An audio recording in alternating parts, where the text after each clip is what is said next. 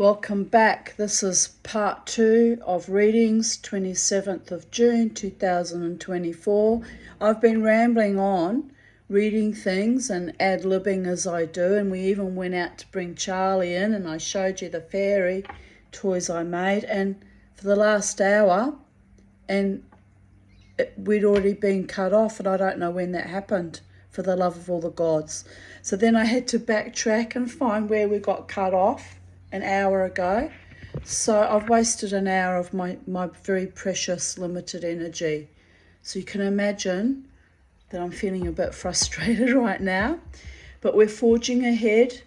This is part 2 of the 27th of June 2024, and the time is 4:42 p.m. and we got cut off at the 27th of June 2021, where I wrote about, I went to share a photo of the hyacinths, and maybe in turning around to show you the photos where we got cut off. But anyway, I'm a bit bloody livid about that,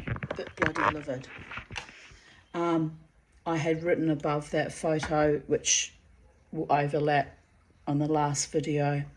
Today's gift from Sacred Space. Glory be to the gods and Gaia, without whom we would not have this bliss, this beauty, this moment held captive in the ever-evolving eternal now, cherished and protected by love. Hallelujah. And then it feckin' blipped off, didn't it? Well, anyway, here's I'll show you again because it was a bit cut off. There's the flowers with my Louisiana iris and exquisite hyacinths, which have only just come up because I only just planted the remnant ones a few weeks ago, so we're late getting hyacinths. I might not get them this year. They might not flower. 27th of June 2020, trigger warning, CSA, child sexual abuse. Go and make a cup of tea, because it was intense reading this out to you the last time, and now I have to repeat it. I need a cup of tea now.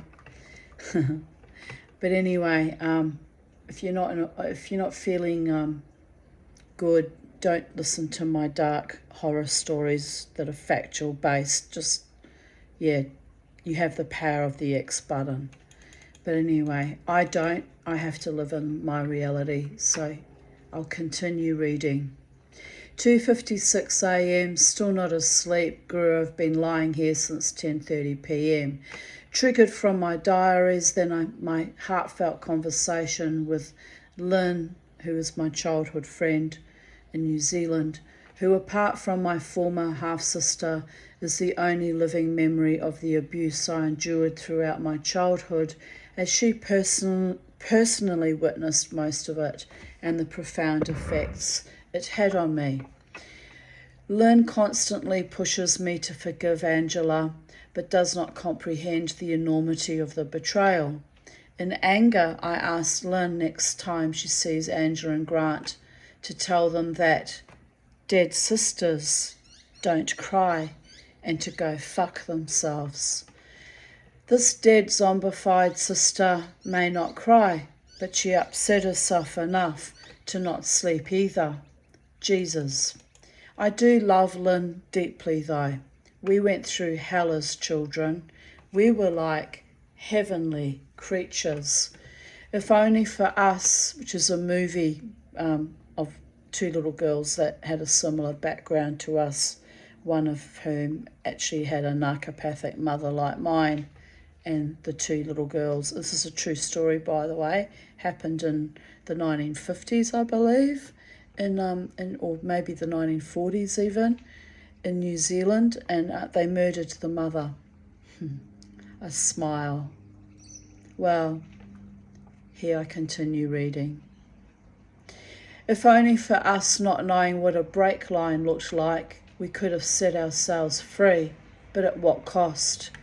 I guess I can be grateful I did not add murder of my homegrown pedophile, my stepfather Trevor Singh, my godfather Trevor Singh, to my long list of traumas as a child. but he deserved to die, as does anyone who steals the safety, dignity, and life force of little children.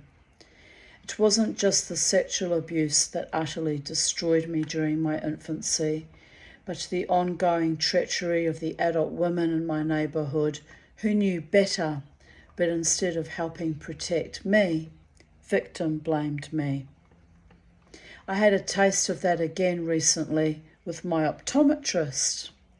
She calls me crazy, but was she raised in a family of verminous pedophiles and enablers and victim blamers? I think not. Crazy is as crazy does, so here I am not sleeping. My Facebook memories which came up tonight were of me fighting for survival after that surgery.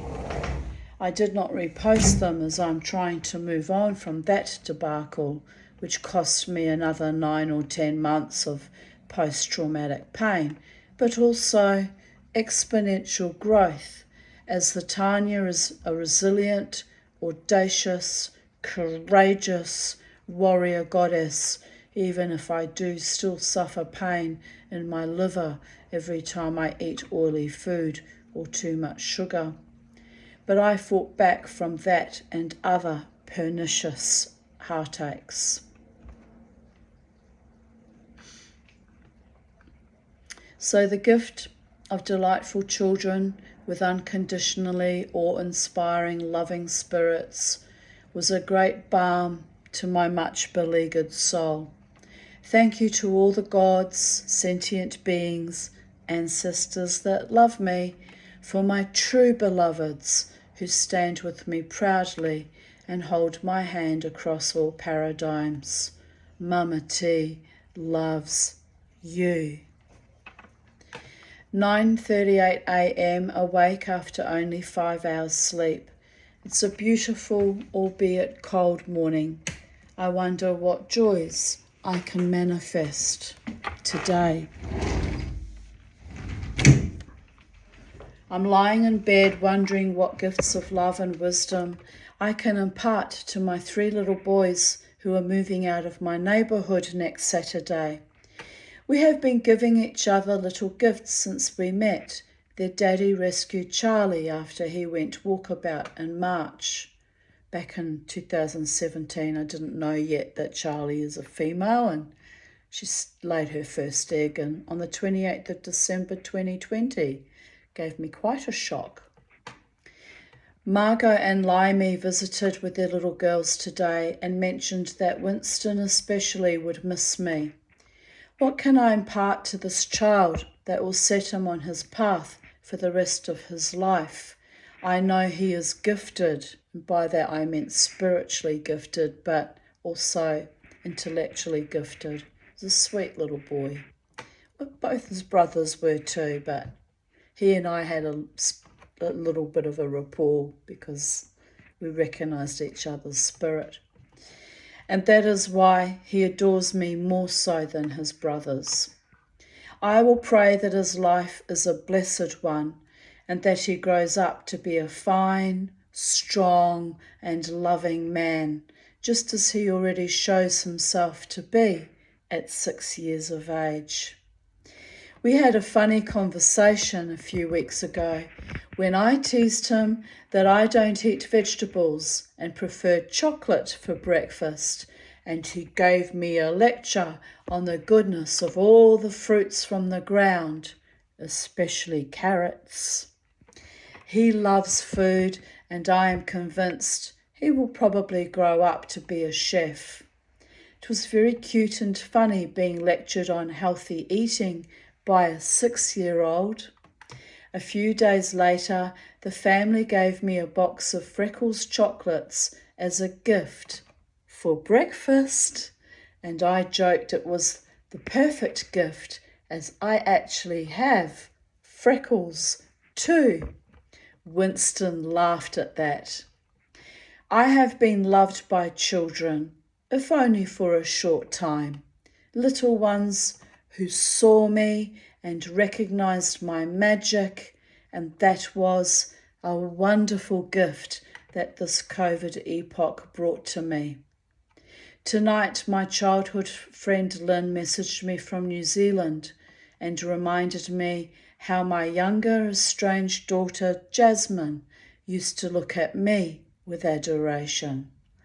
I reminded her that I too used to adore my own father until he began to behave like a pig, and once that spell of unconditional love and awe is broken, it can never be recovered. So for me, I suppose the gift will be a vague memory someday in a little boy's mind of a rather peculiar woman with her dog and bird who taught him to honour his own spirit and magic, as it will bring him comfort in difficult times. I hope he remembers whom he truly is, a dear, sweet soul, loving his vegetables, his family, and life itself.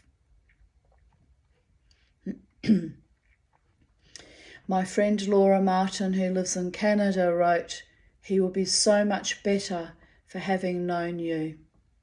And I replied, "I don't know, Laura. I often wonder at my own survival, and I still strive to find meaning, especially after the surgery this time last year, or 5 years ago now. This friendship in my neighbourhood came about under rather unique circumstances, and I have found it all very heartwarming and a tad mysterious. I hope I have been a good influence, but you know I can be a tad inappropriate with my outrageous stories and my insane giggle. I had to carefully tone down my usual expletive-laden vernacular in the presence of the children, which meant I had to pepper my speech with other, more acceptable, but equally colourful adjectives and similes.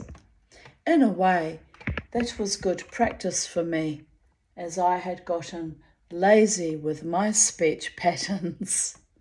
The other day, the word fuck nearly slipped out, but as soon as it did, I quickly transmuted that word to fudge cake, and little wise Winston, watching my red face and distress at my efforts, just chortled magnificently.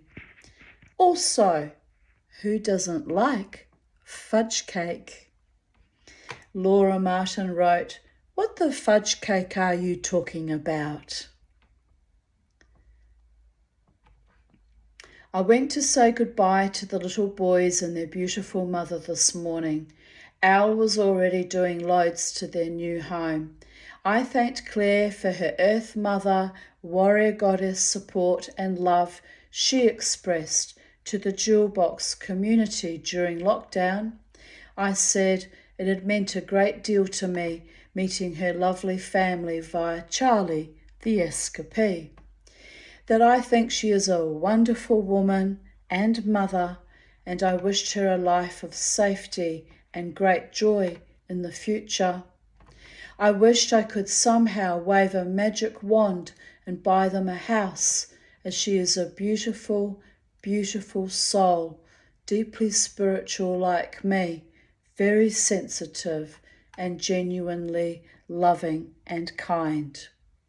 I burst into tears as I remember my many years of moving house with young children after my separation and subsequent divorce, and the ensuing trauma as my family of origin was so utterly vile. I can't bear to think of the emotional toll on this woman with her 3 boys, but she has at least a lovely husband for support. I lacked that too. I am grateful to all the gods, the manifestations of the Ein Sof Or, for gifting me my lovely safe home, even if the thought of being harassed by housing about ceiling fans and smoke alarms set my teeth on edge and destabilized me for a few days. At least I've had a stable home in the past 17 years, try 21 years, to begin to unpack emotionally and heal from my horrifically marginalised life. Tonight I feel somehow elevated by the authentic sweet love I received today from Claire and her boys. Also the sweetness from yesterday with Margot and Limey and their little girls. The world truly is a magnificent place when you are surrounded by and or with love. Later I wrote, show me the merest scraps of love and watch me blossom like a rare orchid who learned to thrive in a wasteland. Let your love be true and fueled and blessed by the divine, and I will show you the reflections of your own heart and the refractions of your eternal light. Even in my own darkness, disarray, desolation, for what is love without its handmaiden, hope, the consort of kings and knaves. 27th of June 2019, I shared a meme which says, Kama Sutra, noun, when fate fucks you in all sorts of creative ways. And I replied, fickle fucking, fully five-fingered fate fuckery, but I will survive, babies. 5 years later, I'm still hoping at long last to not just survive, but thrive. And here I posted a meme.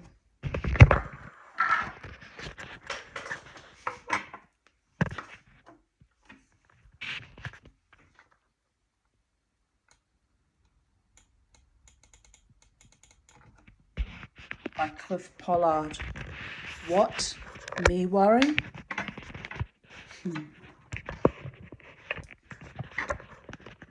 I spent many happy years of my childhood. Some of the humour was a bit over my head because my friend Lynn Robertson in New Zealand is and was and always will be 4 years older than me. So she was probably reading them when she was a teenager, and I was reading them along beside her when I was about 12 or 13.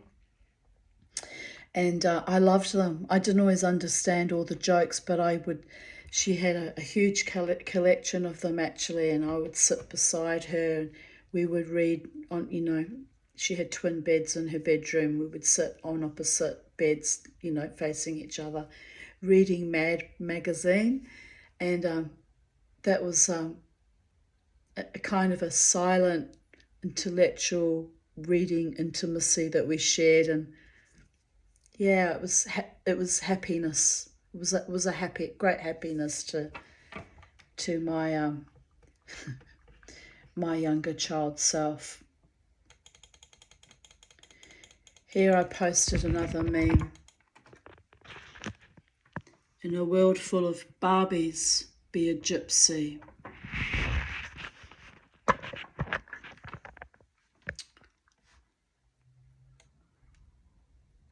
An offensive racial slur should be Roma, but anyway, a nice sentiment apart from that. Be a bohemian, be free-spirited and wild, love your curves, love your guts.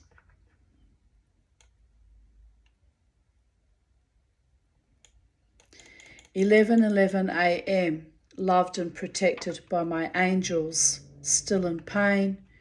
The endone wears off after 3 hours, unusual, but it is giving me some relief. It says on the box I can take up to 3 tablets every 3 hours.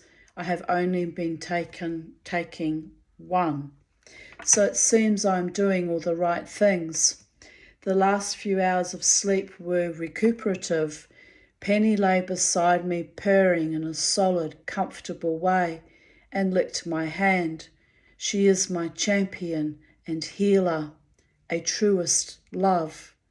Earlier she had leapt on my belly, unwittingly causing me pain, so I yelped. But the last 3 hours I was soaked in waves of what felt like healing vibrations through my entire belly. So God, or my own higher mind, is working on me. I could feel it, the comfort, winky face. Earlier that morning I wrote 8:15 a.m. The pain is authentic, not abated after the last sleep. Swelling and bloating, pain radiating from the belly button incision up to the incision under my right breast. No redness externally, but very tender. I would take another endone as I try to go without, as they want me to think this is in my mind. But it is real and painful, so fuck them. I have taken photos of my surgical wounds and will keep documenting, as I may have to seek medical treatment elsewhere. I'm probably blacklisted in all Queensland hospitals after I fought so hard for myself yesterday. The outrageous lies they put on my file is beyond disgusting. They actually had on my file that I was an alcoholic. I only drink a few drinks once a week when I go dancing. It's outrageous. And all this other crap they put about me, tried to make me out to be a drug addict as well. And it was just utter gaslighting, scapegoating, victim blaming, because I'm a complex PTSD survivor of a prejudicial childhood. It was beyond evil what they did to me. And by the way, they threw out my entire patient file at the Queen Elizabeth Hospital a few years later, just after I had a colonoscopy in 2021. So I was blacklisted. They tried to stop me from having cross-referencing of my medical condition with my urology reports by throwing out my file. It's malfeasant, it's dangerous, and it's evil what they did to me. But I continue writing here back in 2019. Now the healing is up to me. My body is screaming internally, but my mind is very clear. At least I am able to walk better today, so I'm regaining strength in my legs. I will try to walk around the block with Bobo later, even if it is only up the street and back. I deserve a lovely, peaceful, healed life. Absolutely, the same as anyone else on this planet. 13 Health refuses to assist as Ryan's rule can only be used if I was still in hospital. Naturally, it was another male operator that refused to assist me. That's nice. Queensland Health are determined to kill me. Hopefully the jaw and neck pain is not from an infection in my body, but from lying down, or the wound on my belly, which is spreading. I actually went into panic mode, but it was actually bruising that was coming out, but it was a weird colour, so I thought it was pus. So not good. It was not good. None of that was good. Oh well, I've had a shower and will lie back down. P.S. I had advice from my friend Sally, who I asked to call a doctor friend for advice. I was too traumatised to go back to those fucking hospitals. I will go to the GP if the redness and discoloration gets worse. It's now 7:56 a.m. on Friday. I slept deeply, not gotten up yet. The surgical wounds are still painful, but let's face it, I am a highly sensitive little flower with white freckled skin, and I'll add into that a highly sensitive limbic system as well. So they think that gives them a right to abuse me every time I access surgical treatments or any major interferences to do with my body. So here we are, another day. I think I will be better today. I can feel a powerful energy surging through my core and a sensation of hunger as well. Mama T is back in the room. 5:30 a.m. Still in pain but not taking an endone as I want to see if it gets better after I sleep. Proof that I do not abuse endone but keep it for only worse pain scenarios. Still very distressed about the abuse yesterday, but will rise and shine in my own being again. I'm going to try to sleep more as that gives my body an opportunity to repair itself.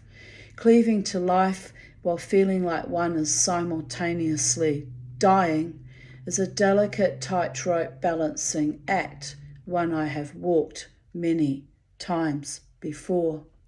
Never let the bastards grind me down.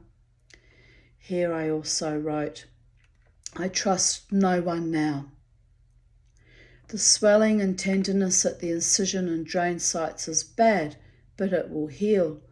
It just was an incredibly traumatic ordeal which caused my body to be in more pain than others, I guess.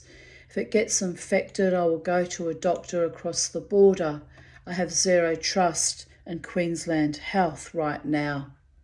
If no one will treat me respectfully with necessary pain relief, which I have now after confronting my abusers, I will have to either heal or die. My choices are increasingly limited when the doctors betray me. But of course, they want you to give up on yourself. I am sure the morgues are full of them. Evil fuckers. Never underestimate a woman's will to survive, no matter what. Just so I can see the face of my beloved daughter again, or my pets, or the garden, or my loving friends, or look deep inside myself and be the love that no one ever manifested for me. One fucking day at a time. Then I posted a quote written by Marguerite Kusuhara, a note on personal worth. How many times have some of us been told these things by parents, friends, onlookers, teachers, etc.? You have no patience. You are too weird. They will never pick you. You are wrong for the part. You don't understand. You opened your mouth. You didn't speak up. You will lose everything. You are not a man, and that's what they need or want. People will take everything away from you. You are irresponsible with money. You need them. You don't know what you are doing.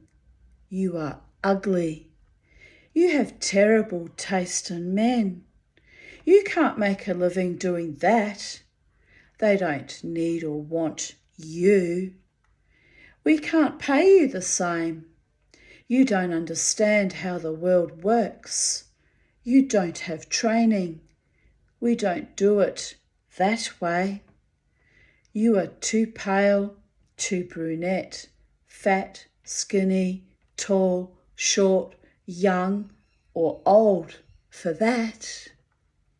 Wrong on every single one. Just ask me. So I commented, I have been told all these things, including being told constantly as a child that I was ugly and stupid and dirty, by the way. The final straw yesterday was being denied pain meds by my surgeon. I tore strips off him and the other systemically abusing staff.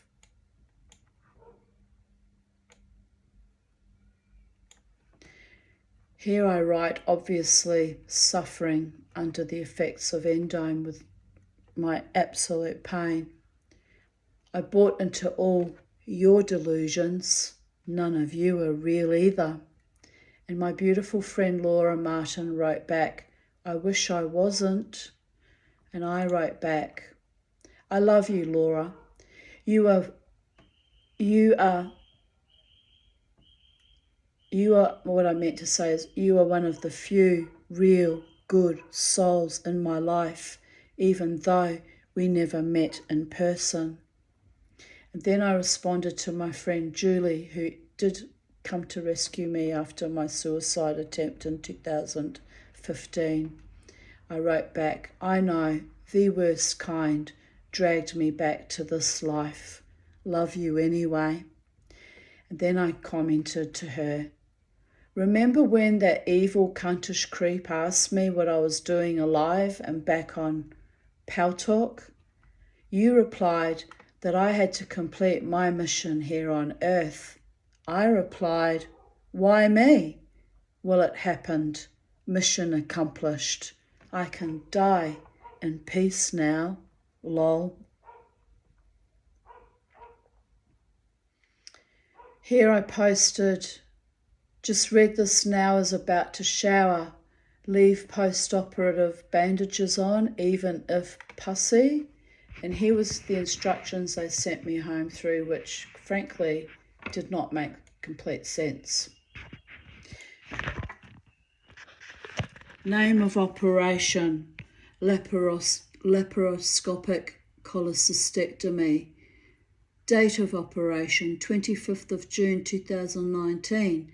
Discharge date, 26th of June 2019, which I discharged myself because they were so abusive. Wound care. Leave initial dressings for 5 to 7 days post-op. You can then remove these dressings.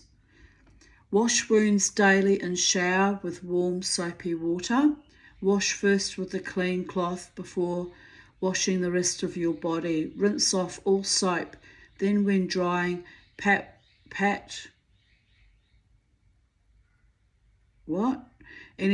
something W. Pat, maybe with washer. Dry first with a clean towel before drying the rest of your body. Apply a new dressing daily to your wounds for another 2 to 3 days, or if wounds are oozing. Avoid using creams and powders on or near the wound to reduce the risk of infection. You have dissolvable stitches, i.e. none to be removed.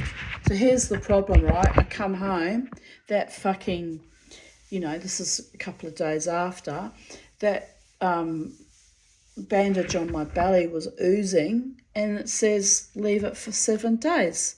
And I was worried I'd get sepsis, as I have a history of septic arthritis, by the way. I didn't think it was kosher or hygienic to leave an oozing bandage on for 7 days. So I kind of didn't know really what to do, And my friend Kellyanne agreed with me. She said, ooh, that's going to get gnarly after a few days. And she says, surely you can change pads. I'd call the surgeon's rooms and ask. And I replied, it doesn't make sense, does it? And I said, don't worry.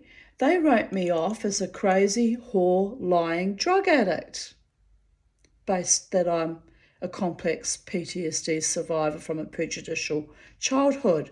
They made all those ugly judgments about me that aren't true, by the way. It's not pus or pain. It's all in my mind, remember? A nurse with a South African or Dutch name in the night informed me I was being dramatic and smirked into my face. I gave her a long, hard stare. All I asked was she turn off the machine for my leg massaging thing, which I have to have because my father had a history of deep vein thrombosis, so they insist every time I have surgery of whacking one of those machines on me, even though I've never had clotting or DVTs. It's insane, people. But anyway, you go along with that because I suppose I am at risk of it because of his risk factors. So anyway, all I did was ask for the machine to be turned off, as they had forgotten to taken it off my legs, but forgotten to turn it off. So the noise was irritating me and the other patient. I was polite. Maybe it is all in my mind and I don't even exist and none of this is real. Maybe this is my punishment for being abused as a child and not being a raging success like everyone else. Maybe I did die 4 years ago and this is hell, and even a few good happy times were delusional gifts to keep me trapped in the illusion that life could be better, or at least different. Anyway, I am over it now. This is it. I'm going to deactivate Facebook and rest. 27th of June 2018. I had a lovely evening with my daughter last night. We watched the detour, and I cooked her favourite chicken ragu type dish. Cooked chicken stir-fried with vegetables, pasta sauce, red wine and pasta. Yum. I enjoyed my evening with Jared on Monday also. We watched Gaia.com shows about extraterrestrials, all very fascinating. I am feeling very much loved and supported. Thank you to all my beautiful friends, family, and of course, the cosmos. Here's a photo of me with my beautiful Beauregard in 2018. Oh, my beautiful boy. Look how gorgeous he was and still is in the spirit world. Here he is looking up at Mama with absolute adoration and just so gorgeous. 2017, Mushu sock Sophie harmonising on the spare bed. Gorgeous. Finished putting up copper pipes for the curtain rails and shower rod. Had to cut to size with a hacksaw but managed it. The kitchen looks much better now. All the rods are copper and match the copper pot collection.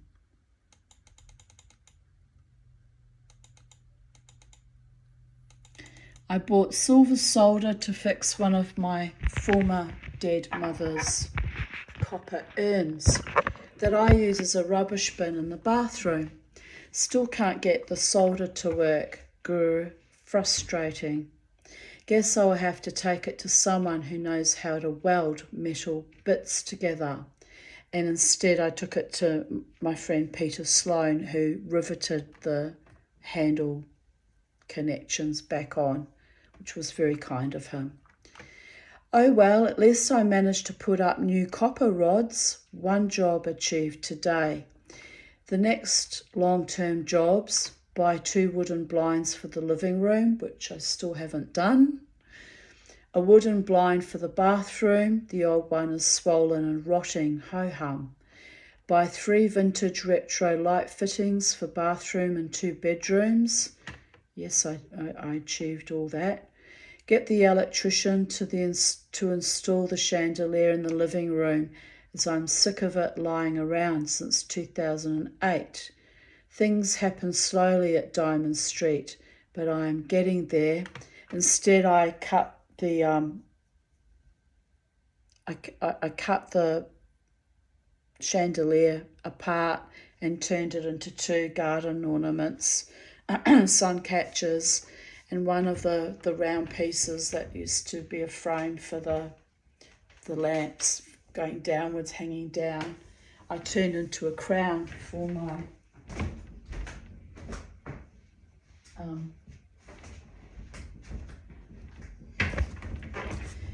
my Titania fairy.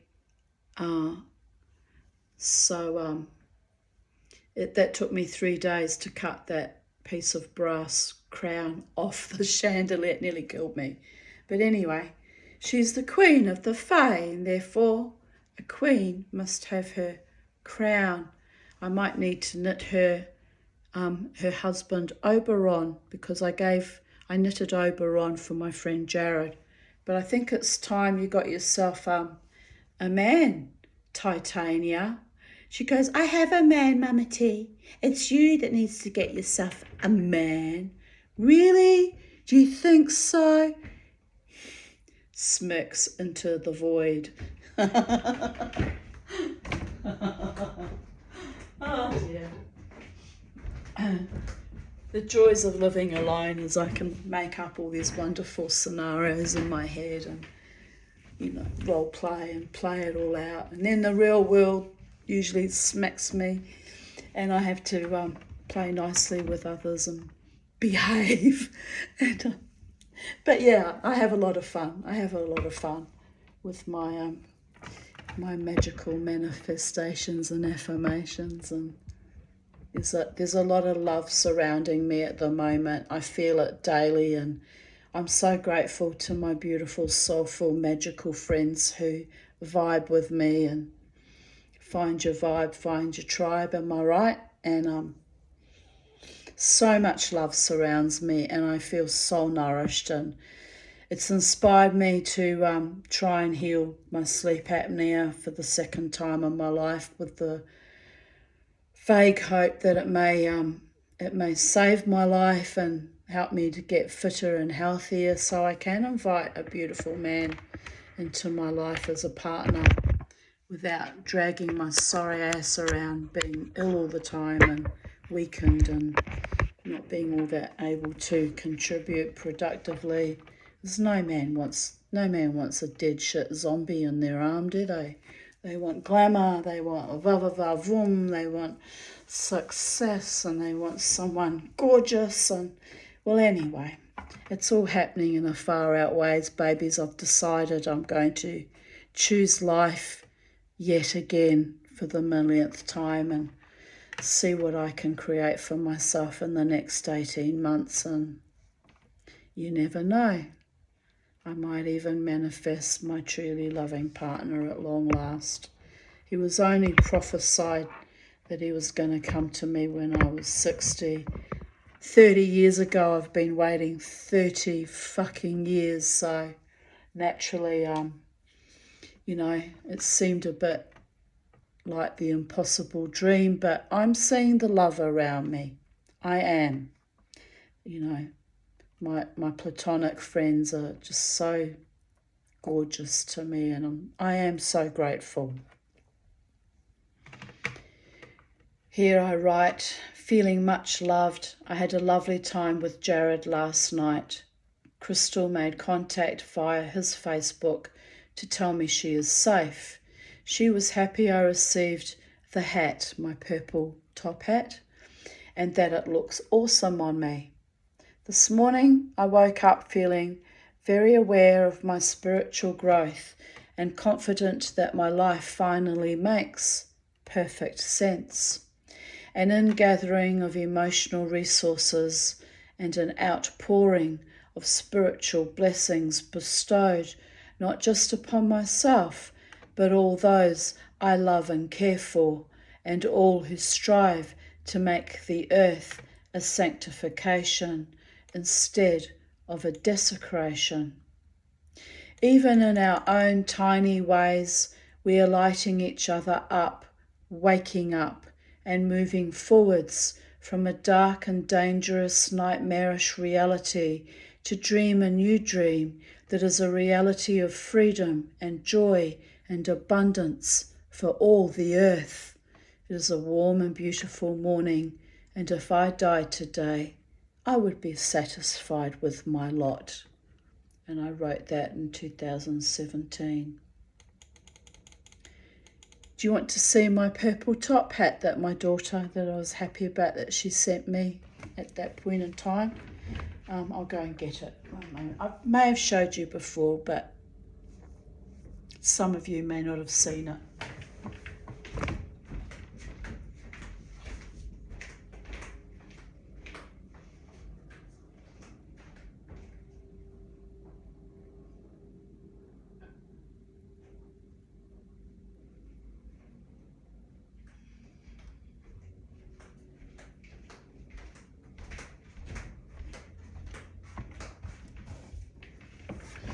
Here she is, babies. She's fabulous, absolutely fabulous. And I'm very grateful that my daughter bought me this hat in England and the UK and sent it to me. And I added in this beautiful brooch that my mother had gifted me, probably about 20 years prior, that I had not even realised was sterling silver, and it actually needs a polish up now. I can see it could do with a sprucing up, but it had gone completely black, and I thought it was costume jewelry. And then one day I was looking at it and I thought I might just put a bit of silver polish and see what it does. And when I cleaned it up completely, I could see it's a Viking ship. Can you see it? Surrounded by seagulls on rather stormy waters. And my mother and my half-sister, actually, they always recognised my Viking warrior goddess spirit.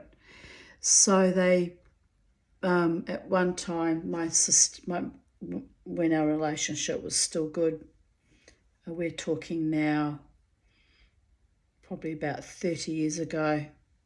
Is that right? 30 years ago?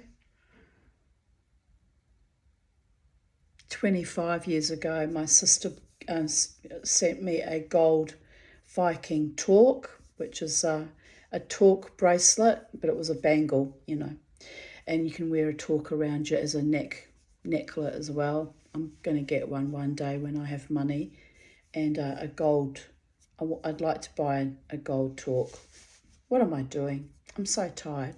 This is my torque I bought after the last of the torques. My daughter bought this for me in Glastonbury. It's bronze with wolf heads because Mama T runs with the wolves, am I right? And I have a wolf spirit protector, a Native American faith. It would be called a totem, but because I'm a white woman, it's not appropriate to call it my wolf totem, but that's basically what it is. I have a wolf spirit guide and the Viking torque, but I would like to get this made in gold one day if I had money, and a matching, necklet. And not that I'm a real shield maiden and run around and kill people with swords and shields like real warriors did in Viking days, but I have fought entire worlds with words and advocated on the subjects of child sexual abuse and other malfeasances in our global population for many years now. It's why I'm tired and wrung out and have been floundering between choosing life and death in recent years. It was just too depleting for me. But I'm still fighting like a true warrior, coming back from the brink, literally. And this I added in because I also, as part of my shamanic practices, honour the voodoo gods and goddesses, and honour obviously the Norse gods and goddesses. I'm very eclectic. I'm an eclectic witch. I also honour them all as the Holy One, blessed be their name forever and ever.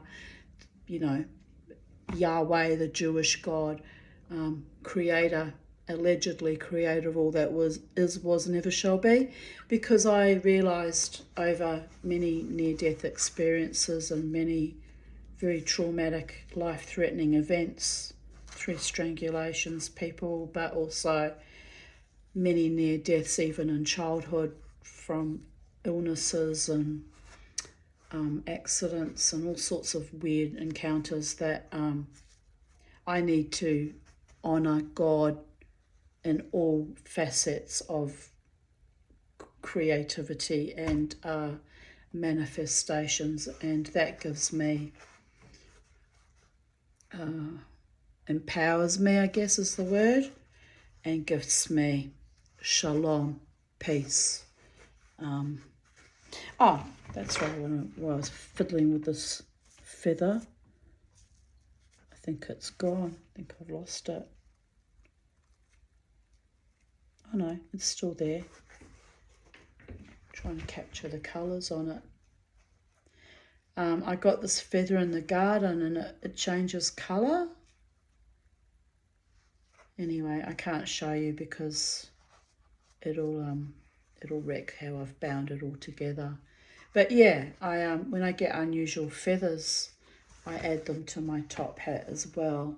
And so this is actually part of my, when I'm feeling winter, I can only wear it in winter because it's so damn hot here in summer, part of my shamanic, it's not a true shaman's headdress because the shamans in, Siberia and Mongolia wear a headdress that covers your eyes, and so it like forms a kind of a veil between this world and the next, and it hangs down and they intercede with the spirits that way. But anyway, this is my very British looking top hat with Viking brooch and voodoo skull, and the feathers literally gifted from the fae and the wild birds in my garden.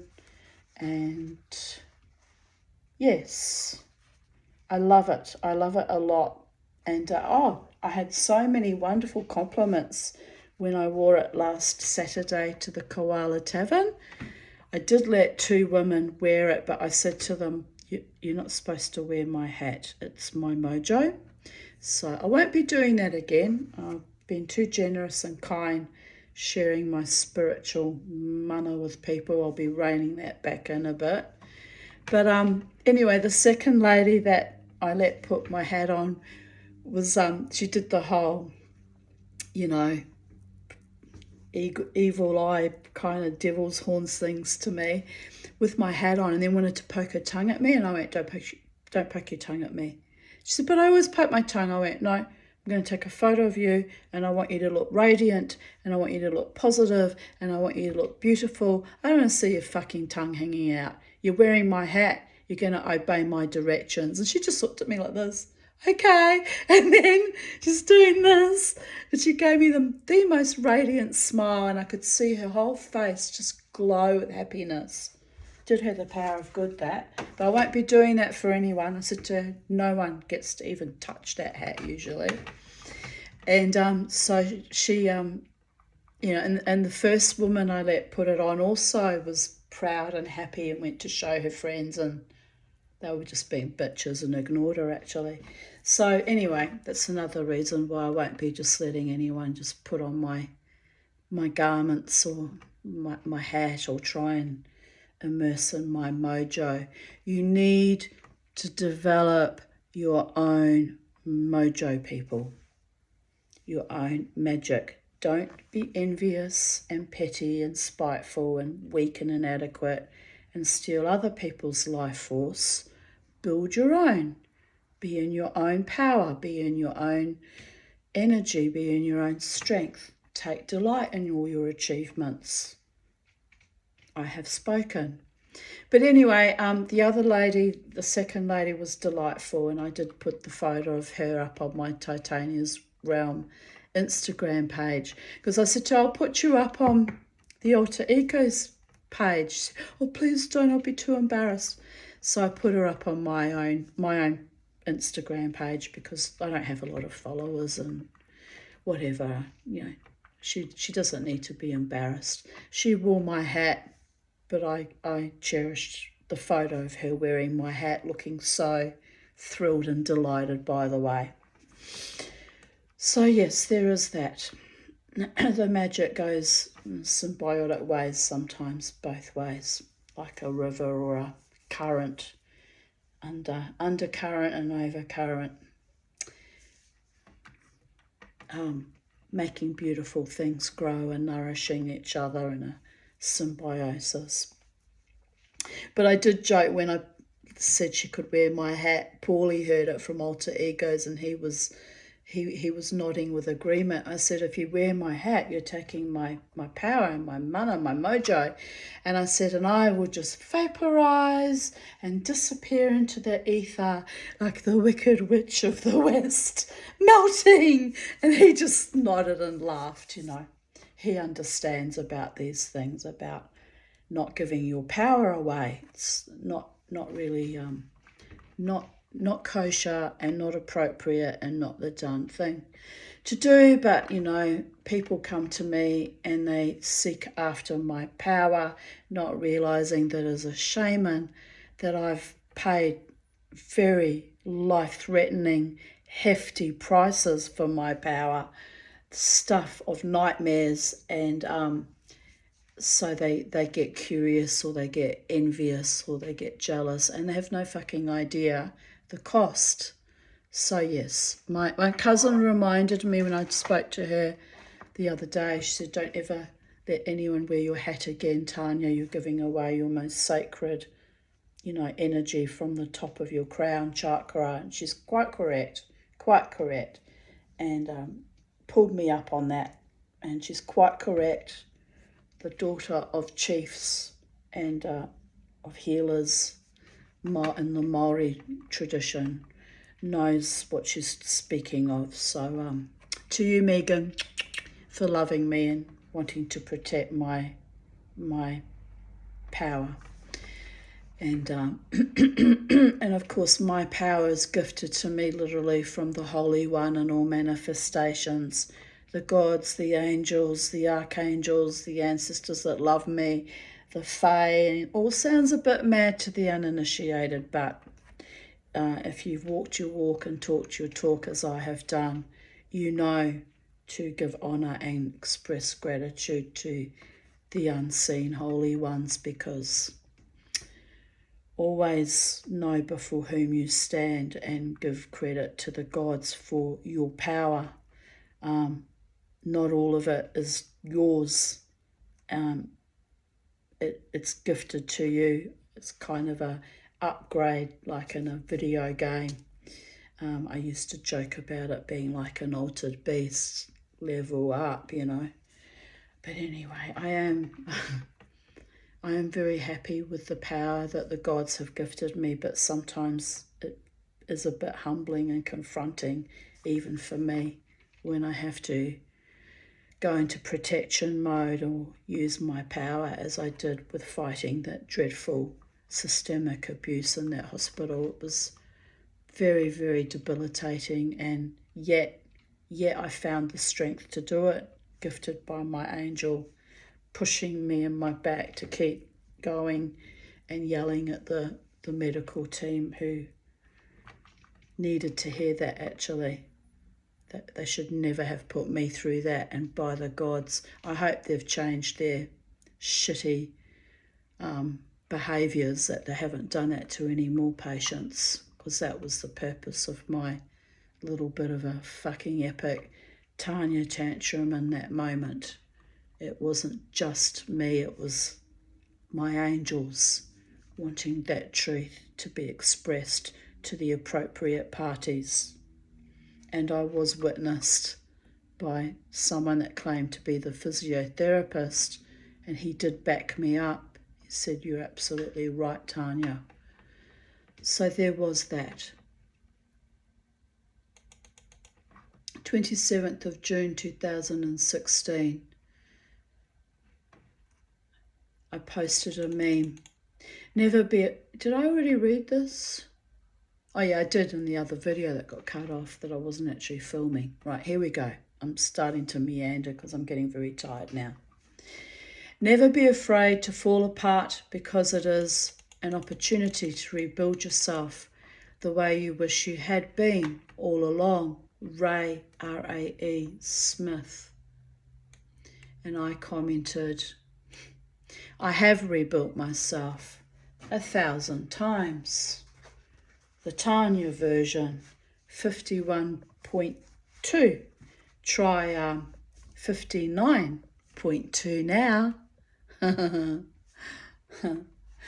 $6 million woman, broken down, destroyed, distraught, but up again, like a fucking Punch and Judy show.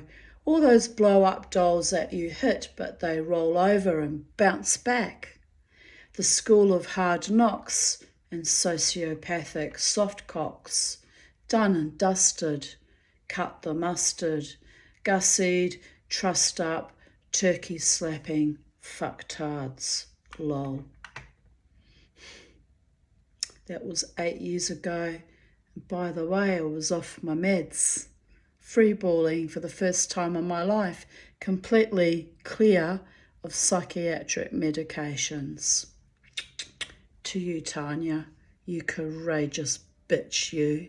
I love you. Yes. And that's not the hat making me say that, by the way. That's from in here, me, reclaiming my power as I do, every day in every way, holding my own on planet Earth.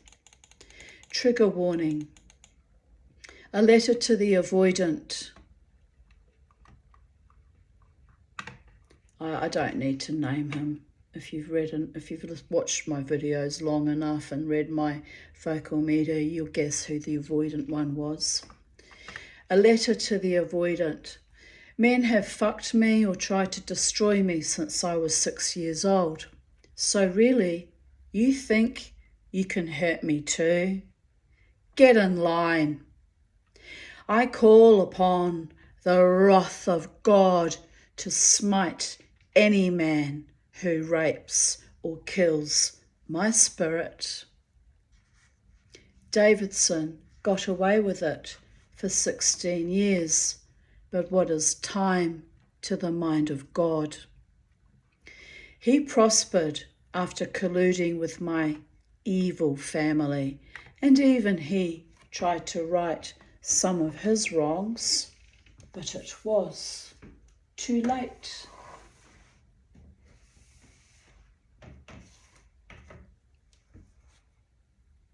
He must have had some love left in his spirit to come to try to say goodbye for 4 nights. My psychiatrist thinks his spirit tried to intimidate me, but I fear no spirit. It is the living you have to watch, babies. Trust me on that one. He must have realised, without me sending him to the light in peace, that his karma was going to be huge. I warned him all those years ago, if he kept damaging me, there would come a time he crawled at my feet for forgiveness. Well, laughing my ass off, and so he has. But I don't forgive monstrous liars, traitors, and cheats. That would be like stupid as fuck, like forgiving Hitler. But I sent him on to have peace for him and for me. I am not doing another karmic lifetime with that evil fuck in it. Now, my dearest darling, the same applies to all my lovers. You chose to debase me, then see how that works out for you. I paid a huge price for my freedom from abusers, yes I did. Not ever being loved in an authentic, genuine way, ever. You have no idea what that feels like. Hell, a living, burning hell on earth that only God can remedy. I call upon the archangels to heal me so I can be in perfect alignment for a true love to be with me. And my answer, laughing my ass off, dead, ghoulish, former lovers hunting me down, and living men who don't want me are never there for me, trawling me via my friends. I will sit with this, meditate on what it means to be burned by your sounds of silence. At the dog park yesterday, 2 Dalmatians came and jumped up on top of me and kissed my face. Animals, pure in spirit, love me. I have been owned by 2 Dalmatians years ago. True love comes to me, but not from men, never from men. Well, maybe Jared, who has stood by me for 25 years, but he never was a lover, so he is my adopted brother. Thank God for one decent man who valued my essence. And I can express that feeling towards 3 decent, loving men. Actually, 4, showing true friendship and respect and honour to me in recent years. My psychiatrist, having been in my life for just over 13 and a half years, 13 years and 8 months, it'll be 14 years in October. Also a loyal, loving, protective force in my life in the context of the Therapeutic Alliance, by the way. My friend Scott from Alter Egos has also shown me in the last 10 months his sweetness and kindness towards me. All the guys in Alter Egos, Luke and Paulie as well, and Juddy from Ramjet, to all of you. So many men I have around me in my life. Taylor at the Brooklyn Standard, one of the bartenders. I have so many men around me at this current moment in time in my life, flowing constant love and affection and encouragement and motivating me to heal my life, my body, mind and spirit, so that in time I can take on a lover, hopefully someone who's available and ready, willing and able to choose me as his truest, deepest love. But no pressure on anyone, guys. All my friends in Alter Egos are married or in relationships, and I'm too old for my friend Taylor, although he likes to stir me up occasionally. He's a sweet man.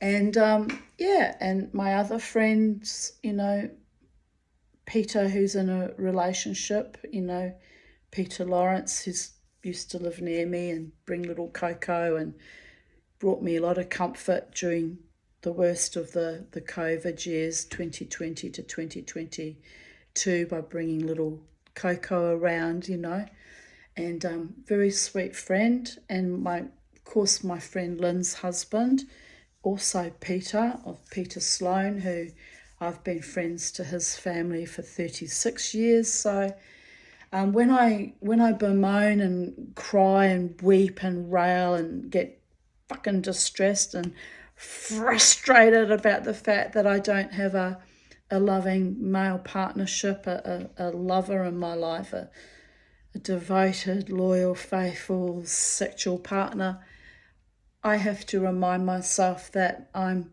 keeping myself safe and pristine for the one who is worthy of my body, mind, spirit, soul, and who will love me so devotedly and loyally and faithfully and truly that together we will flow love to each other and we will be safe and joyous and happy, and our community around us, our friends and family and business associates and tribe and whoever are around us will be nurturing and protective and supportive of our love too.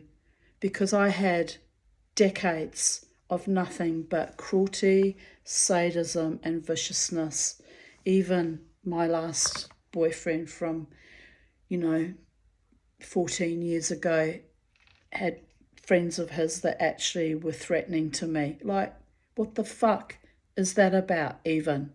You know, a man I was having regular sex with and had been in relationship for 5 years, who's supposed to love and protect me when you're in a partnership.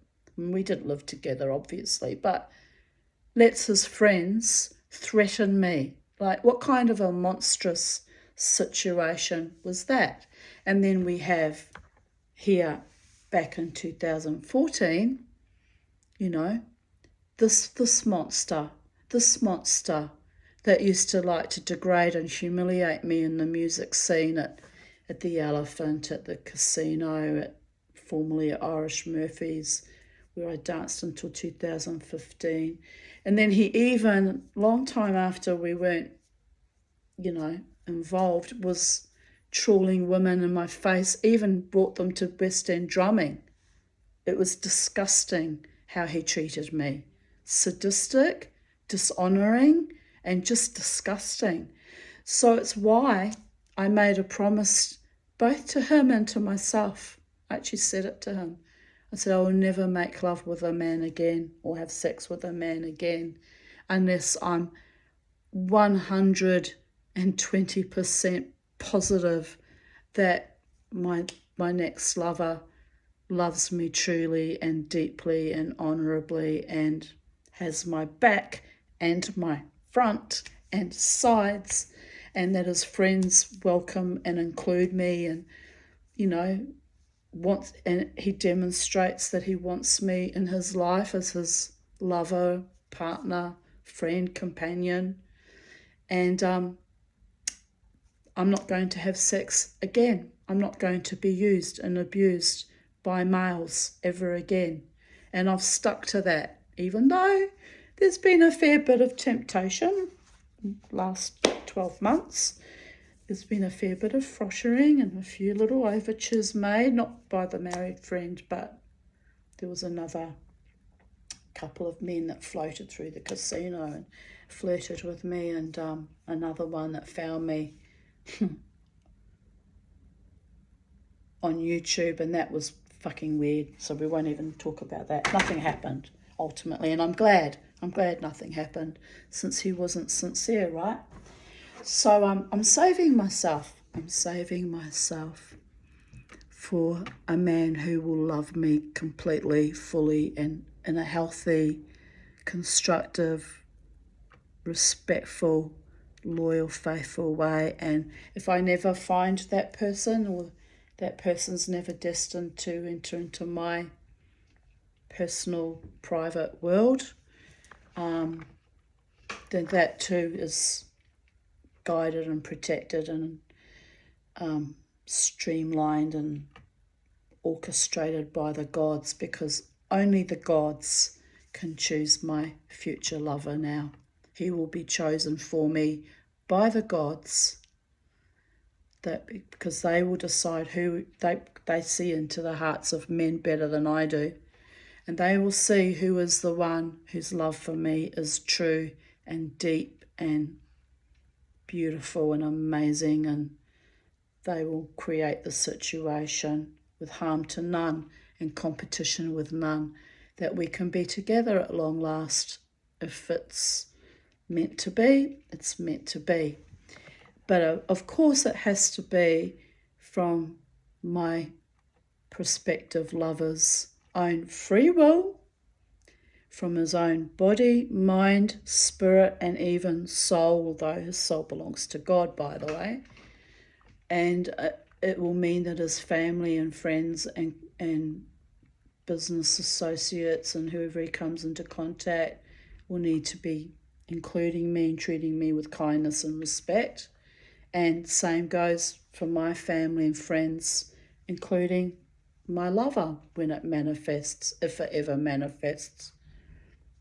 Accepting and including him as part of my life, because I've lived that nightmare where I was constantly slandered, backstabbed, betrayed, damaged by former lovers and their family, friends and associates, including 10.5 years or 12 years in that relationship with my former husband, being backstabbed and damaged by his family members and, humiliating me in his jobs, getting his fellow staff members to bring me up and play really sick practical jokes on me, by the way. Now, don't get me wrong, I have an amazing sense of humour, but these were really dishonouring, disrespectful, sick shit, This is why I'm not married to that man, by the way. Not one of the many reasons why I'm no longer married to that man. I don't want to be in a love affair or sexual partnership with a man who actually does nothing but betray and cheat on me and stab me in the face and in the back and try to kill me, put his hands on my throat, rapes me, debases me, dishonors. I don't want that. I made a choice as a young woman that I would rather die than have that happen, and yet the pattern repeated 2 more times until finally I said, that is it. And I went through various phases of long periods of celibacy, by the way, to keep myself safe. So the avoidant one I'm writing to here, 10 years of asexual celibacy, apart from one former lover I gave a chance to. But anyway, also a fucking weirdo and user and parasite. So there's a reason why I'm hanging off a diving board at 59 years of age, looking down into the abyss, hoping for a loving, nurturing, soul-nourishing, protective, joyous, affectionate, passionate, virile man to choose me and at long last to mean it, really, really love me and be a safe landing, a safe, loving partnership where we can build a life together. Bear in mind, I'm not young anymore. I'm 59 years and 2 months. I don't have time to waste on people who are false or play sick, depraved games. I didn't actually have the energy or the time for it when I was younger, but I got played. So there is that. Anyway, here we go. I continue on from my little rant, which is heartfelt and genuine, by the way. And it doesn't matter if the person that I want to know this about me sees this video or not, because the energy is out there. The energy is out. What I'm asking the gods, bring me my man, mine. Not because I'm possessive or controlling or fucked up completely, but just someone who's for me, with me, choosing me by day and by night, and who delights in being in my company and actually wants to be living with me and sharing his life with me. That's actually what I've always wanted, always. Not to be treated like garbage and cast aside like historically used to happen, by the way. Anyway, that was then, this is it now. I've managed to survive on my own for 29, it's 29 and a half years. 29 and a half years I've lived on my own, raising children under my own, under very, very threatening circumstances that lasted for about 18 months. No protection from Queensland Police, by the way. We verily could have ended up like Helen Clark and her 3 children. It came very close on several occasions. I did all that on my own, on a single mother's benefit, with no child support payments because my husband was an evil prick. I did all that on my own, raised my girls on my own from the ages of 9 and 7, and then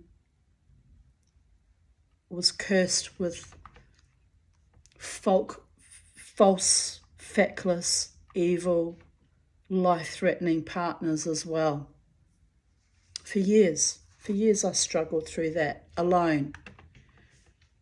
So, excuse me if I scream now, but in my older age, pushing 60 in, 10 months' time, I just want to be with someone who loves me, maybe for the first and only and last time in my life. Have a real, enduring, safe, loyal, faithful lover and build a committed relationship together. I mean, it's not going to happen overnight, people. These things don't happen overnight, but I need to know it's real and authentic and mine. That's what I'm trying to say here. And the man involved will need to know that I'm perfectly serious about getting my health in a better state and being willing and able to be his woman and love him as much as he loves me. Otherwise, it's a recipe for disaster yet again. And could I write a cookbook on disastrous recipes gone wrong with love affairs and my early and only marriage?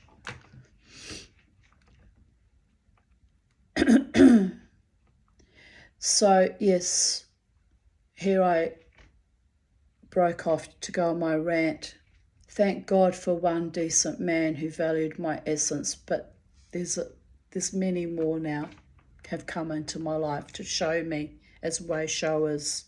There's good, kind people in the world, Tanya, and we're finding you and we're surrounding you with deep, abiding love, and I'm so grateful for that. To my beautiful friends, all of you.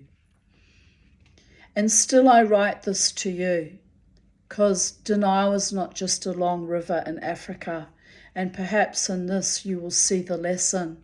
Love is eternal. Love is real. Love is my cats and dog and random blessed affections from strange dogs at the dog park. Love is seeing doppelgangers of mischievous little shits I never met when they were young. By that, I would meet people at the dog park, younger men that looked exactly like that ex-lover, and I knew I'd seen a photo of him when he was young. So they would be young men looking exactly like him when he was young, and it was very fucking confronting. It was like being haunted by him, although he was and is very much a living person. It was weird, people. Love is dead men fearing my fury so much that they manifested at my door. The footsteps and door knocking was so powerful, I thought it was the cops telling me something terrible had happened. His ego so large that he could not even fucking transition without haunting me, laughing my ass off. Love is foolish, sex-addicted Marco dancing around me, while I studiously ignored him, then casting me a sly, sad, schoolboy smile.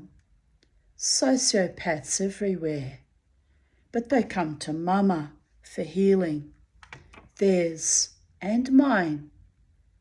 So yes, angels, Gabriel, Michael, Uriel, Raphael, thanks for the alignment. I have been thrown under another bus, Gus. 50 ways to leave your lover.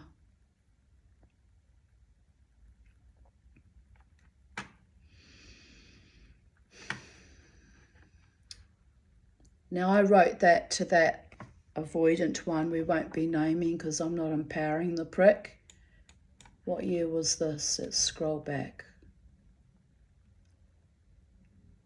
2016. I was simultaneously recalibrating from the haunting of the ex-Israeli lover, by the way. So I was kind of in this powerful whirlwind of emotion, just finding equilibrium.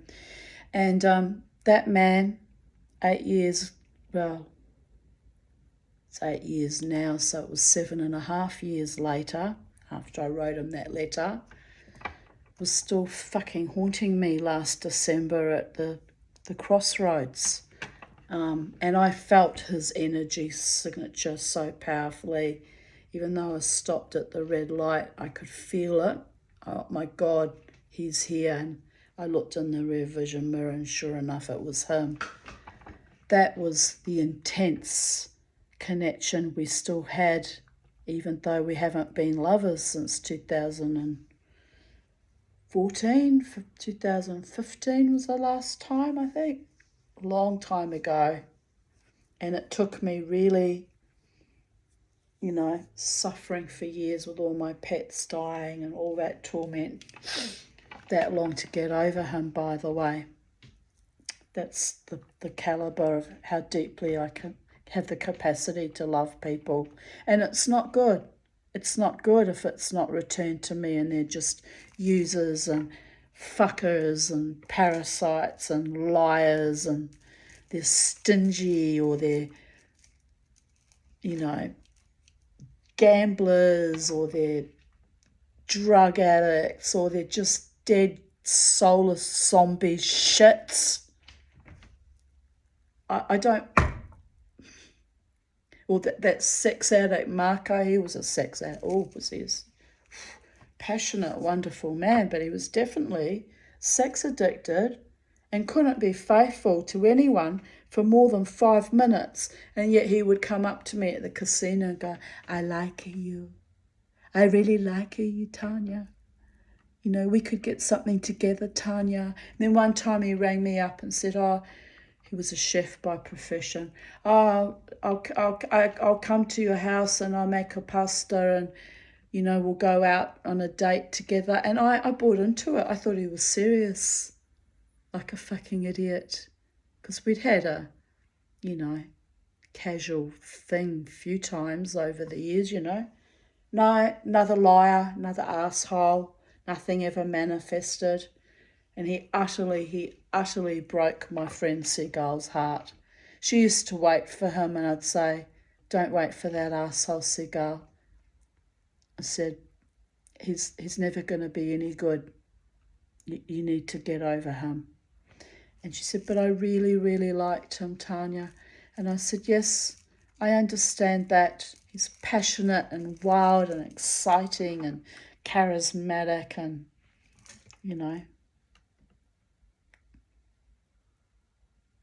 I said, but you can't live like that, Seagull. We've suffered enough over these men here at the casino. I said, why do you think I rejected him the last time? I said, I can't live like that. These men that are just playing some sick, fucked up game. You can't. It's not good for you, Seagull. You need to channel that energy into your art or be distracted with something else. Anyway, he stopped coming after some time and we hadn't seen him up until the time we both got pressurised and harassed to leave the casino. She was banned they cast aspersions on her, said she stole. I don't believe that for one moment. But she was banned in May last year and I was threatened and harassed out by the tech guy in security on the 5th of August last year. So they got rid of us. But we hadn't actually seen Marco for quite some years before that, about 2 or 3 years. So I don't know what happened. He must have found another happy hunting ground for his sex addictions. But anyway, no regrets. We had powerful life lessons we learnt from that, my friend Seagull and I, and it is what it is. And you know, your true loves find you, and they love you no matter what, honourably and sweetly and affectionately and kindly. And if they want something with you, they let you know, and they date you. I'm putting it right out there, I'm laying it right out. Hang on, I need to have my hat back on. I'm laying it right out on the table, babies.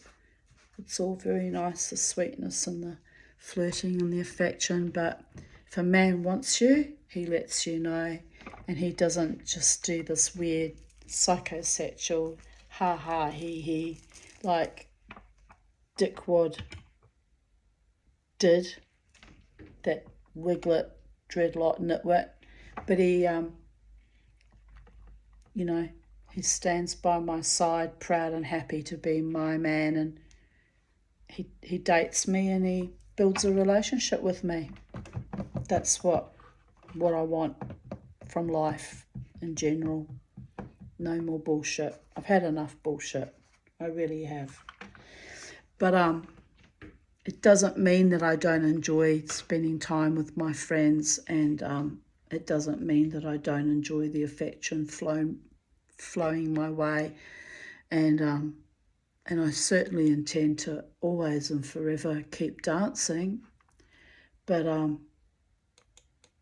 I just don't want to live in that level of pain with false feckless games or charades ever again, like was played to me in the past. I really don't. Sometimes it grinds my gears, and other times I'm like, oh, does it really matter? I'm so used to it. So used to not being chosen by a man. And then the last little game player last October saying, oh yeah, I'm choosing you. And then when things got real after I got COVID, ditched me. But that's okay, because I kind of had a feeling that it was all more bullshit and fetishizing and weirdness. So, and I didn't even get all that particularly angry, actually. I just thought, oh, no, another misfit, you know. And meanwhile, I've had my beautiful friends just loving me, and you've buoyed me up, my beautiful, handsome, gorgeous, talented men friends. You've buoyed me up, and my doctor. You've buoyed me up through the last few years very beautifully and graciously, and I'm grateful for you all.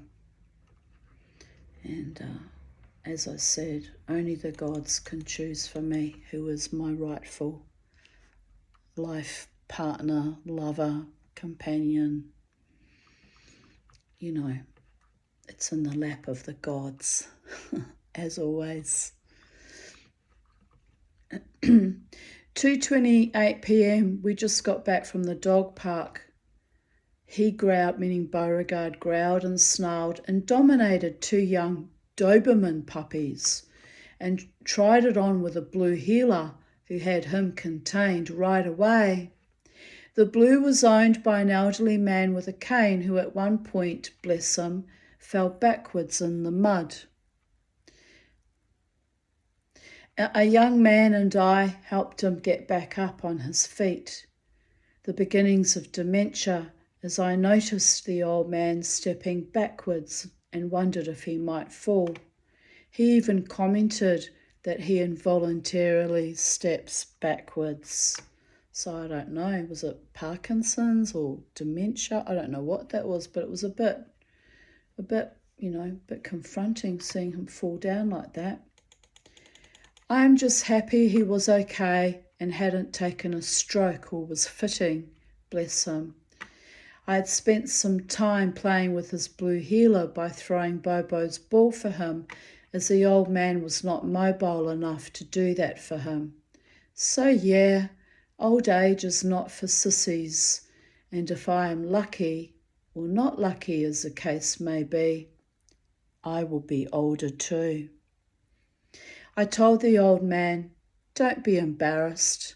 I fall over a lot too. Well, I used to. I'm a bit better coordinated after 4 years of dancing. I tend to Mostly fall into holes or ditches though. So when did I write that? 2000, we were up to 2016, wasn't? Yes. So 8 and 4, 12 years of dancing. It's actually, it'd be 13, but I missed a year with the bullshit mandates, and then there was 6 months when I was really angry with the casino, so vowed to never go back. And then after 6 months, various friends begged me to come back, so I did, but I don't think I'll be coming back this time. I'm done. But anyway, stranger things have been known to happen, even in my own frames of reference. 7:47 a.m. I just woke up to the dulcet tones of Bobo destroying one of Crystal's clown shoes she bought in Thailand. She is gonna kill me. I wore them all day yesterday as I don't have slippers, as I usually don't need them. My thongs fell apart, so I thought I'd wear her killer sneakers. They were actually too big for me.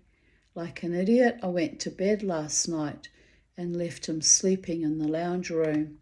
So far, 5 bras and 2 pairs of expensive, trendy sneakers.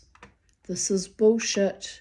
I will have to lock the little destructive bastard up in his crate at night, so he can't be trusted with that oral fixation of his. Also, I should have removed the shoes from the lounge floor and put them up high, but I was so exhausted I didn't think about what he might get up to first thing in the morning. Sorry, Crystal. She was pissed off with me, but I'm saying sorry again because, yeah. But anyway, it wasn't deliberate. I have been so sick with coughing and runny nose sneezing that by bedtime I'm utterly shattered. So yeah, I'm a bad clown mummy. I don't know how to replace them as they were very ghetto. Damn, damn, damn. He also chewed my Converse I bought with my inheritance, but they always gave me massive blisters, so that was no great loss. Oh well, no more wearing Crystal's stuff if I can't be trusted to protect it from the dog. Oh, and good morning. Sick as a dog, but gonna make a cup of tea and ruminate about shoes for a while. Later on I wrote, reminding myself to breathe, highly sensitive limbic system. Fuck yeah. Beauregard killed a bra, my Converse that was still fairly new but always gave me epic blisters, and Crystal's clown boots. At least it wasn't more chickens. He is really naughty, as he has a bone on the floor. Grrr. 27th of June 2015. What to do when you all out of love, cash, lung capacity, dogs, and familial bonds that tie? Question marks. Take your fucking meds. Smiley face. Oh, and sleep. Schmeh. Might as well make a nice cup of tea and make some more pussy monologues. Could be a YouTube hit if I get an agent. Like all my other unfettered dreams of imagined success and accomplishment, of avant-garde audacity and joie de vivre, fake vomits. I scraped my beautiful car, got doggedly let down. All I need is love and another breath to soldier on. Sounds like the makings of a song there. How does that song go? I got hit by a truck. I got hit by a bus. Kept falling in love. I got hit by a train. And then I did it again. I used to have that. I used to sing that chorus as my phone message, answering machine message when I was working at the Queensland Police Service Academy. So every time my mentor had to ring me, she had to listen to me go, the whole thing of me singing, got hit by a truck, got hit by a train, kept falling and laughed at it again. And finally she screamed at me and went, that is the most unprofessional phone message ever. And every time I ring you, I have to listen to 5 minutes about your fucked up love life, which was fucked up even back in those days, babies. 99 to 2000 were the David Davidson epoch. And I was like, yeah, I know, honey, but it's how I heal myself. When I ring myself, I'm like, oh, yeah, baby. Oh, yeah, I feel you, baby. And she goes, you're such a mad bitch, Tanya. She says, what do you think I'm doing when I'm bored at work? I ring myself and listen to my phone message. Oh, not really. But anyway, I wound her up good and proper about that. But she was like, I'm trying to ring you about jobs and you're like, kept falling in love and did it again. I went, well, that's how I roll, baby. If you can't handle it, don't phone me. Wait till I come into work the next day. Oh, my God. It was kind of funny, though.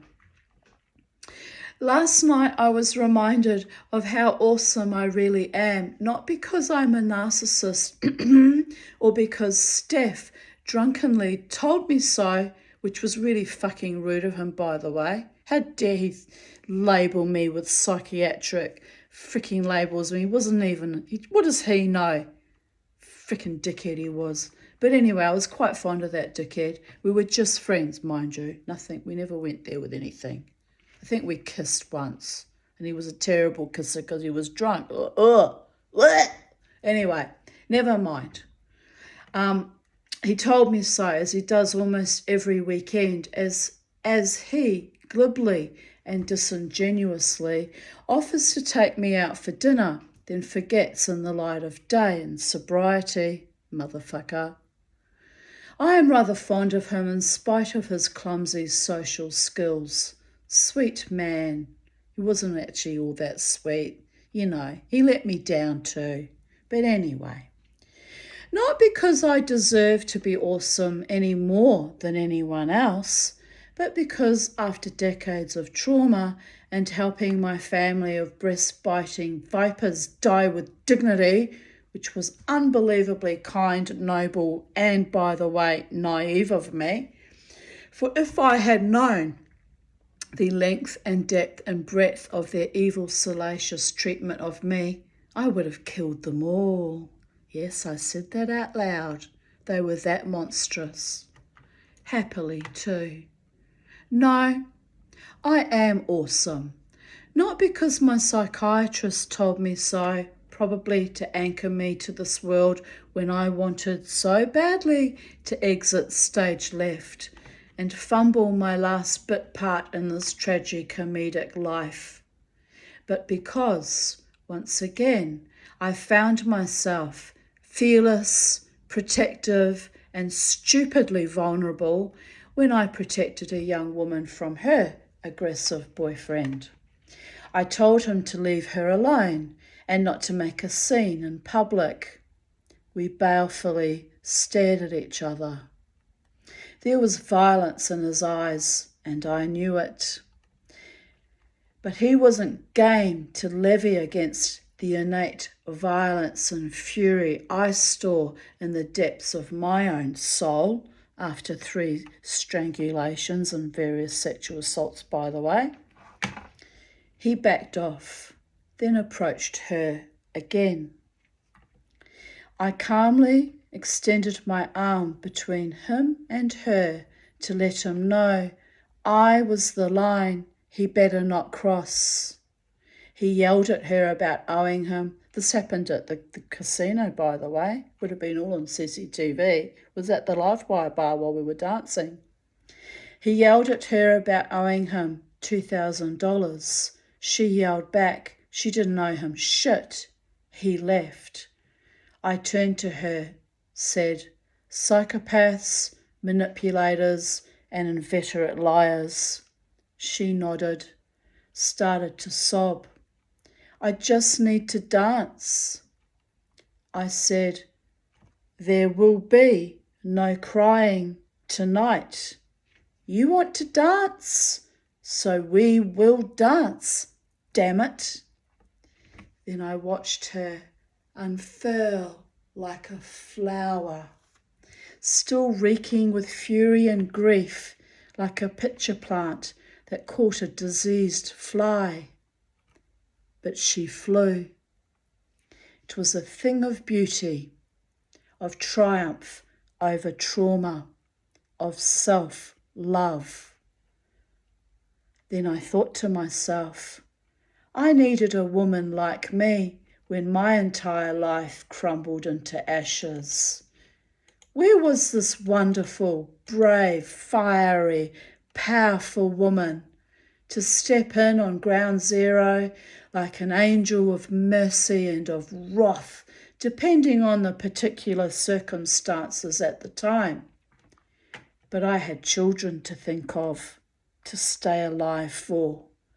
I had to strive for stability. Stability in capital letters. Poise, the ability to maintain oneself in a crisis. Cojones. Last week I protected a young Indian man from a larger, aggressive white male who was making him twirl like a girl, one too many times for my liking. I stepped in, raised one finger, and in a stern, schoolmarmish voice, made even more effective by my almost Edwardian skirt, underbust corset and blouse, said, "No, enough." Now I must ask myself, who the fuck am I? A superhero or a freak? Steph once accused me of having a Jesus complex, and I must get off my cross. This enrages me as, frankly, I despise the religion called Christianity and almost everything it stands for. However, because I was raised by abusers who all adhered to that religion, thought it was a jolly good excuse to get away with doing evil things to little children, by the way. However, I have been intellectually, ethically, legally, and spiritually martyred many times. Usually any time I tried to succeed in life or prosper, each time I was cut down by liars, cheats, thieves. My Bride of Frankenstein price I paid so much, much more than 30 pieces of silver.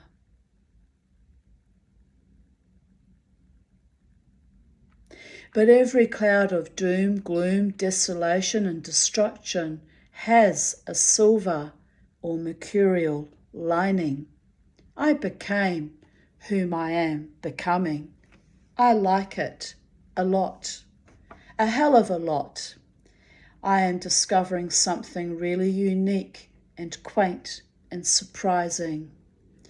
My true friends, truest loves, like me a lot, babies. Awesome, lucky, grateful woman here to have reached this season. My personal history can be described in 3 sentences.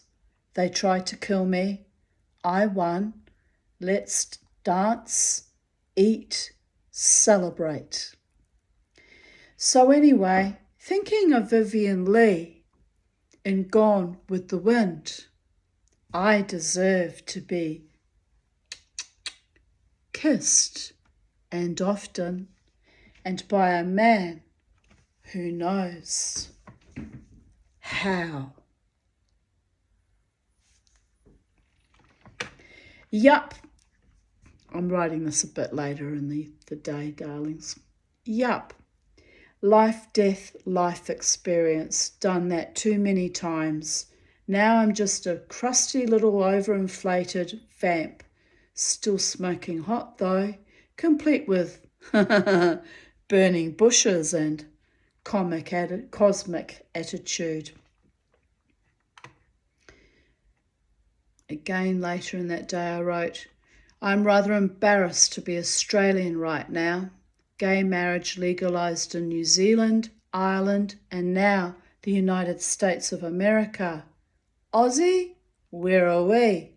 Still in the dark ages where daylight savings fries your fucking curtains and gay marriage will somehow make the country, well, just colourful, prosperous, and generally awesome.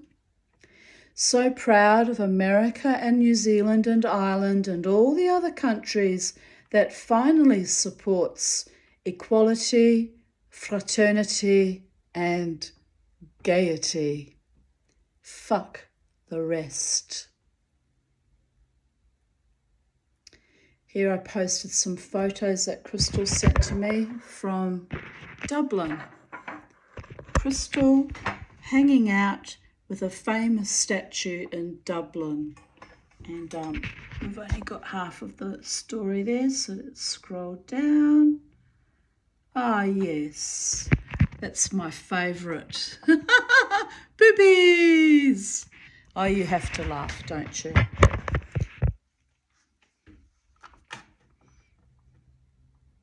I miss my daughter. Thanks for the hat, Crystal.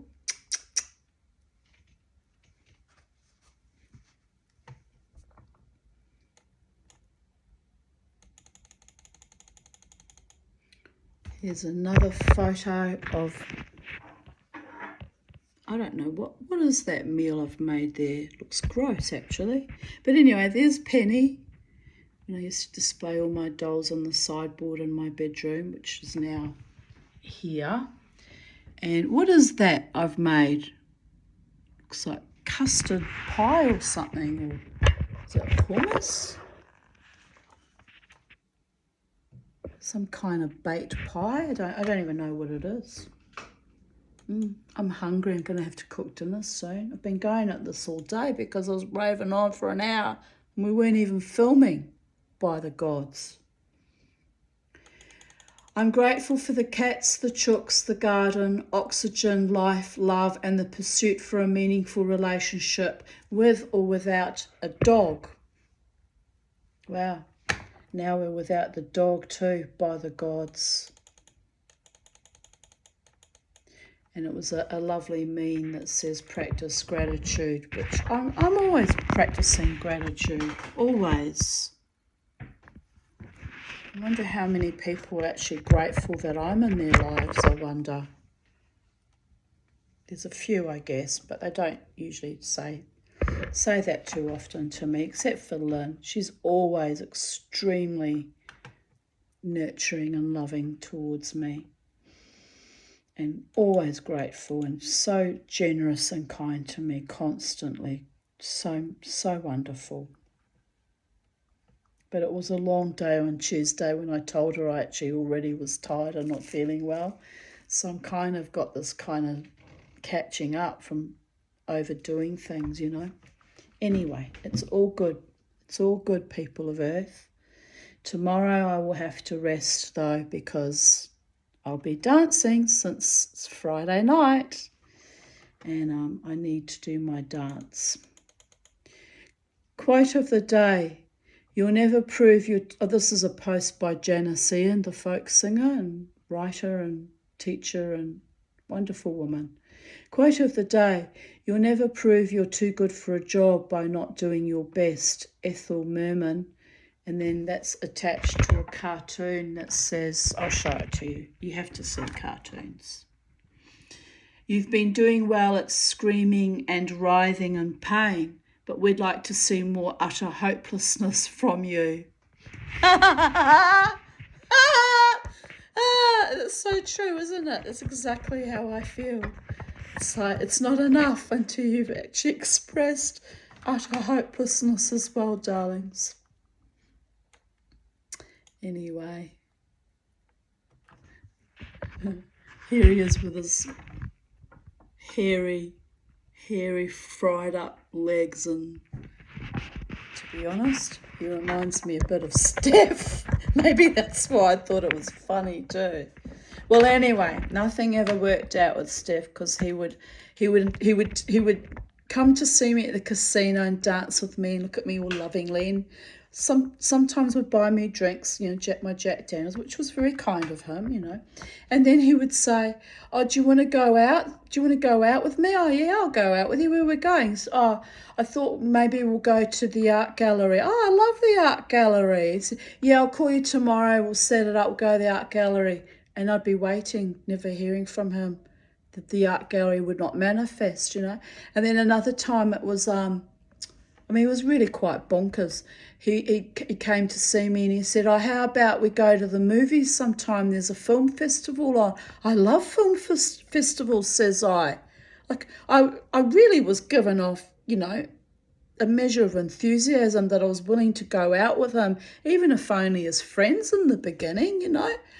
"I'd love to do that." "Oh, yeah, it's the French Film Festival." "Oh," I said, "oh, that'll be wonderful." Never heard from him. And then after a few weeks, he'd turn up to the casino. I said, and I actually got pissed off this particular time because I was looking forward to going to the French Film Festival. I said, "What happened to the fucking French festival?" He said, "Oh, yeah, I took someone else." Like, right up in my fucking face. I just looked at him. Like, you fucking psychopath, After that, I realised, I thought, well, don't buy into his bullshit. So then he came, regularly we used to turn up. Another time he came, he was so drunk he could hardly stand. I said to him, "You've been at Irish Murphy's all night, haven't you?" He went, "Yeah." And I went, "Don't come to me at the end of your night, pissed off your fucking mullet, and then trying to line me up. Like, fuck off." "Oh, I'm going home," he says. I said, "I think that's a really good idea." So that was kind of the tail end of the friendship because I was just sick of him pretending to be a friend and inviting me on dates, friend dates, I suppose they were meant to be, and never following through. Like, don't treat me like garbage. Fuck off. So the last time I saw him actually was sometime last year before I got eased out of the Treasury Casino Livewire Bar, because that's where he used to come and look for me, right? Because I was up 12 years there nearly every weekend. And he sort of sauntered over me and did his little bibbity-bobbity weird little dance that he had. And then I just kind of nodded and he kind of sauntered off and nothing was said. And I was like, no, well, no great loss. Fucking wasted my time on and off for years pretending that he liked me. And as I said, we even kissed once. Anyway, that was the other reason why I made a promise to myself. There would be no kissing of so-called, men showing interest because they're not genuine. The casino, they were all off their nut. They were all mad, varying degrees of madness and off their nut. And most of the time playing some fucked up BDSM, trying to play some fucked up BDSM game with me. Don't ever try that with me, boys. I'm a warrior goddess. I hate that weak, inept shit. But, Dave did it. Oh, I've said his name now. He did that. He played that game with me for quite some years, actually. And I was like, no, fuck off. I'm not interested in your shit. I've never been part of that lifestyle, ever. I don't like polyamory either. So then I had, after that thing with Dave was starting to crumble and fizzle out at long last, then I had this friend that I met at Ecstatic Dance that basically stalked me quite a bit. Not in a bad way, but he would turn up at Ecstatic Dance, kind of look at me. So then eventually I kind of befriended him, but he was a polyamorous. I was like, oh, for the love of God, I don't want that shit. I want my own cherished, loving partner, not everyone else's sloppy seconds after they've gone through them all night long. Cum-stained fucking dead shits. I really don't.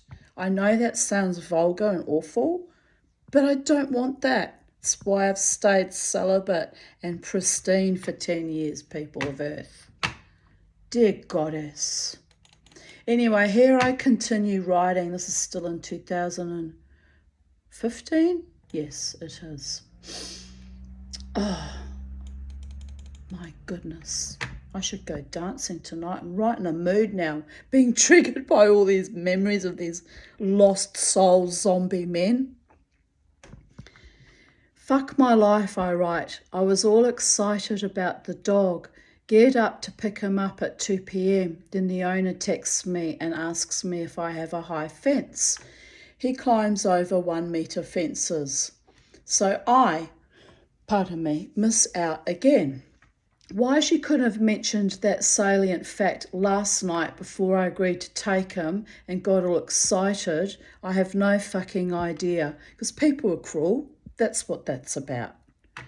Why do people play fucktard games with animals? I hope he finds a home and they don't fuck him over. So sick of time wasters. On a happy note, I won't be settling a new dog into the family home so I can go out again tonight. Broke, disappointed, so we'll see how I feel by tonight. Oh well, the universe will bring me my dream dog when the planets align and I hold my mouth the right way. Twitch, like my romantic life, not happening in a far out way. At least I don't have the worry that Chopper might have been a cat or chicken killer. Compared to that, my 1 metre fences were low on the radar. I just spoke to Crystal on Skype. She says when she gets a job and makes some money, she will go to Hamburg and Poznan to find our relatives. She didn't.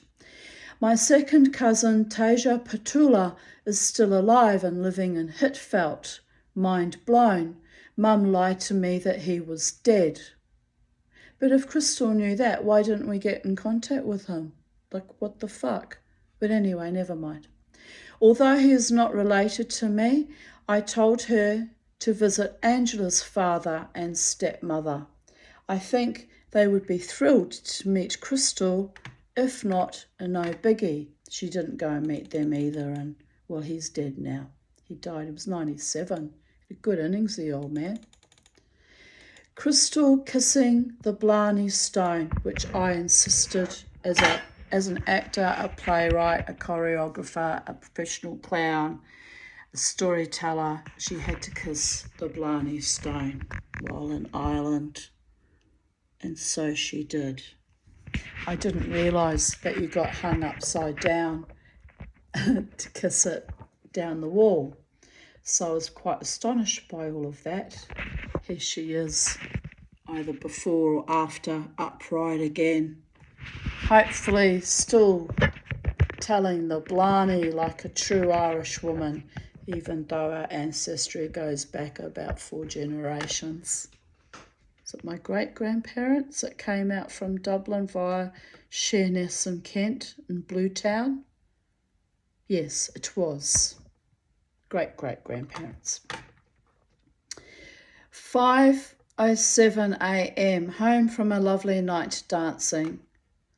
I scraped my car on the post near the entry, so upset myself over that, so got a terrible pain in my back, so danced all night with the assistance of painkillers such as Life. Maybe with a bit of a polish the yellow paint from the post will come off. Well, it did, but the caused a lot more damage than that, baby girl. Oops.